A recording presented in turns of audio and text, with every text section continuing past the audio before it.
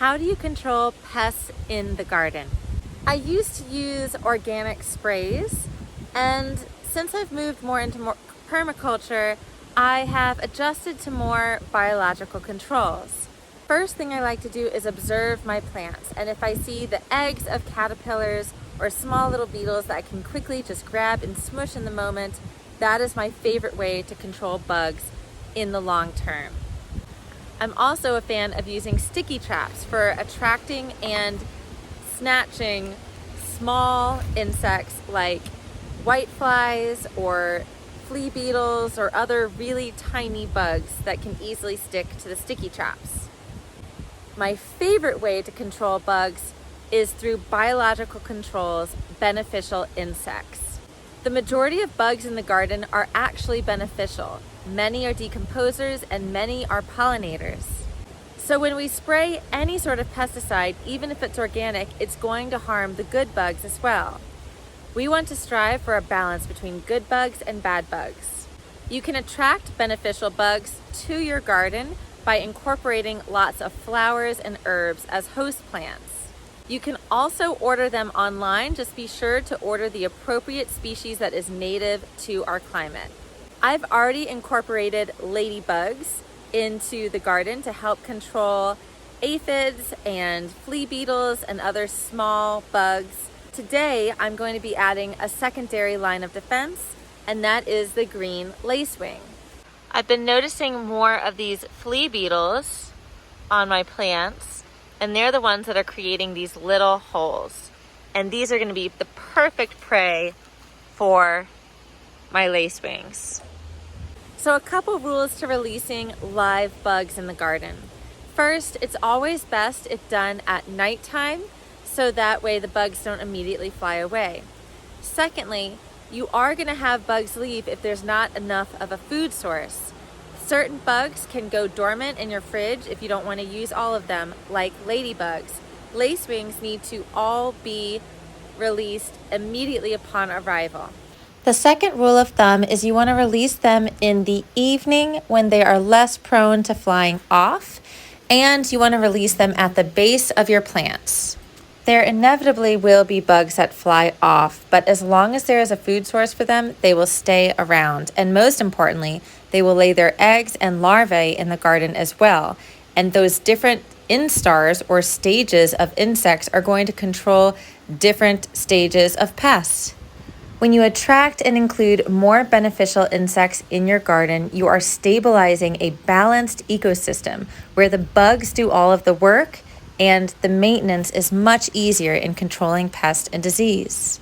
If you are going to spray any pesticide, the only one that I like to use is neem oil, and I would do that in the evenings when these pests are hiding and going into a dormant mode.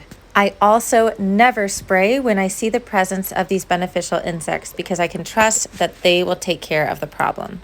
These are leaf miners, and they are tiny little insects that you can almost see that little black spot right there that get inside the leaf, and all you see are just sort of like these squiggly little lines. These are usually the least of your worries in terms of dealing with pests, but they can transmit disease. So I like to just pinch off the leaves with my fingers. This is a stink bug, and it's one of my worst nemesis in the garden. They stink, they bite, and they're suckers. They will suck out the juice of your tomato plants and transmit disease.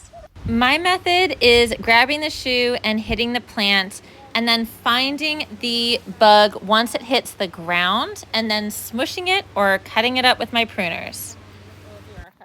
I have caught a few bugs off of my corn and beans. These kind of iridescent ones are Japanese bean beetles. And this guy that looks like a giant ladybug is a Mexican bean beetle. And then there's some smaller instars. And then that is a smaller instar of the Mexican bean beetle. I don't like to use the pheromone traps for the Japanese beetles because that will only attract them to your yard. They're naturally going to come, of course, but you don't want them coming in droves. And so what I do is I just check my plants, and I have so far found them on my sunflowers, on my peas, roses, corn, and hibiscus. And when you see them, you're going to want to grab a bucket of water. It doesn't have to be soapy because they can't crawl out. And just grab them and throw them directly into the bucket. You can use a tennis racket, but personally, I don't want to hit my plants and I want to avoid tearing them up. And I also feel like my hand is the most precise way to grab them and just directly throw them into the bucket. If you started to feel overwhelmed by their presence and wanted to go ahead and use a product, the only product that is going to successfully target beetles or any other hard-skinned insect is pyrethrin.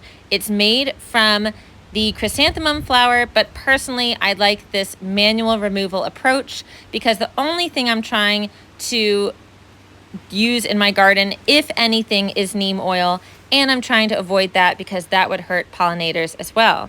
You could either leave them in the bucket to drown, or you can feed them to your chickens as a great nutritious snack. Is